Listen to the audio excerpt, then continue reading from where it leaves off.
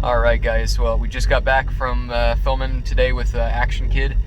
It was super nice of him to link up with us and give us the opportunity to show him around St. Pete. Obviously we love that town, you know, it's where we both live, and you know, it was just excellent being able to drive around our city and, you know, show other people what it's all about. And honestly, let you guys have an opportunity to see the Atomic Belle as well.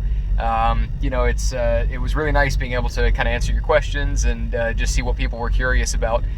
So that being said, we do have more content coming out with this car, as well as some of the others that you're probably seeing on our channel right now as well.